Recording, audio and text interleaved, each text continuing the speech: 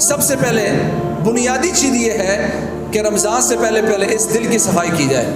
ما من القلوب قلب الا وله سحابۃ كسحابۃ القمر بينما القمر مضيء اذا الته سحابۃ فاظلم واذا تجلت عنه فاضاء. کا لوگوں کوئی دل ایسا نہیں ہے جس کی مثال اس چمکتے ہوئے چاند جیسی نہ ہو کہ چاند چمک رہا ہوتا ہے اس کے سامنے بادل آ جاتے ہیں.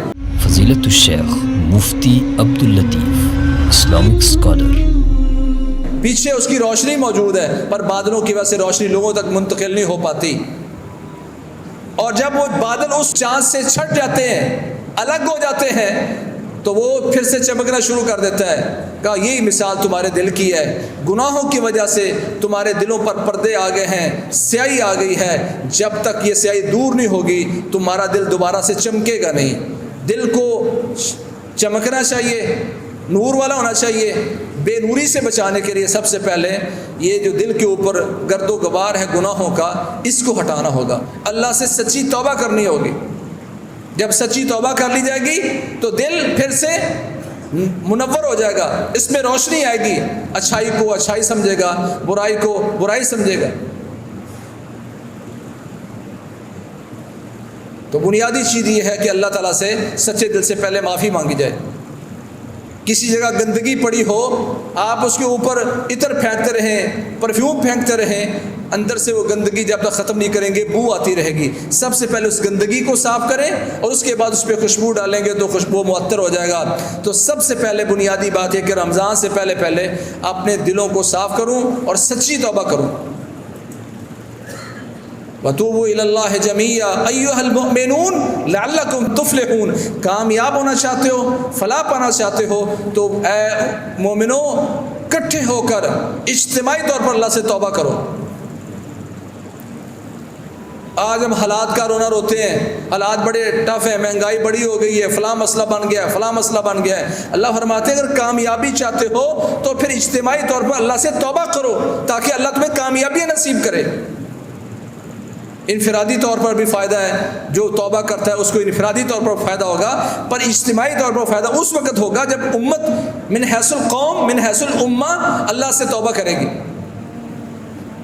اگر رمضان سے ہم فائدہ اٹھانا چاہتے ہیں تو بنیادی طور پر آپ کو سب سے پہلے اس دل کو اس رمضان کے لیے تیار کرنا ہوگا.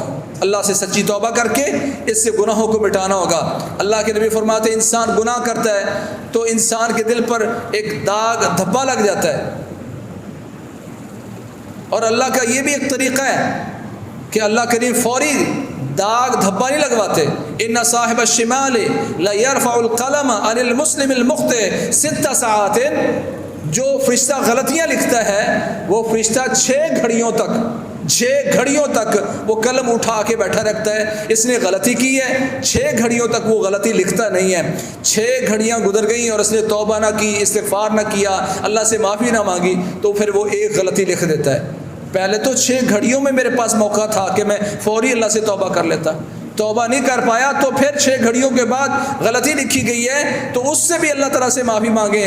وَإِن تَابَ وَاسْتَغْفَرَ سُقِلَ قَلْبُهُ. اگر بندہ توبہ کر لیتا ہے، اللہ سے معافی مانگتا ہے تو اللہ اس کے دل کو پالش کر دیتے ہیں، صاف ستھرا حشاش بشاش اس کا دل ہو جاتا ہے اور وہ دھبے سے اتر جاتے ہیں. اور اگر یہ توبہ نہیں کرتا، گناہ کرتا رہتا ہے، اللہ کے رجوع نہیں کرتا، اس کے دل پر دھبے لگ کے اس کے سارے دل پر پردہ ہو جاتا ہے. پھر آپ نے یہ آیت پڑھی کلا برأنا علی قلوبہم ما کانوا یکسبون، کہ ان کے گناہوں کی وجہ سے اللہ نے ان کے دلوں پر پردہ کر دیا. ہم کہتے ہیں یار ساری دنیا اس کو سمجھا رہی ہے، ساری دنیا اس کی منتیں کر رہی ہے، ساری امت اس کے ساتھ کھڑی کہ تیری یہ غلطی ہے، پر اس کو سمجھ نہیں آ رہی. اس لیے سمجھ نہیں آ رہی کہ اس کے دل پر پردے ہو چکے ہیں. سب سے پہلے ان پردوں کو ہٹانا ہوگا اور اس کا طریقہ سچی توبہ ہے. اللہ کے معاملات میں سچی توبہ کی جائے اور حقوق العباد میں یا ان کو ان کا حق دیا جائے، ان سے معافی مانگی جائے تو یہ دل صاف ستھرے ہوتے ہیں. جب یہ دل صاف ستھرے ہو گئے، حشاش بشاش ہو گیا، یہ دل مریض سے نکل کر صحت مند دل ہو گیا ہے تو صحت مند دل اپنا کام کرے گا، پھر ایک شیڈیول مرتب کرے گا، نظام الاوقات بنے گا. خیر کی بات آگے شیئر کیجیے اور اپنے لیے صدقہ جاریہ بنائیے.